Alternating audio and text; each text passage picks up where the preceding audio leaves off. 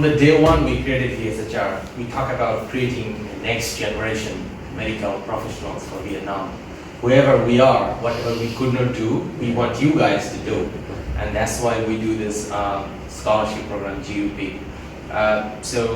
My feedback is not about having a low expectation. I set the bar really high for everyone. And I think that medical student in Vietnam is capable. I strongly believe they're capable of doing this one. It's just not about having right mentoring and right opportunity to learn all of this thing.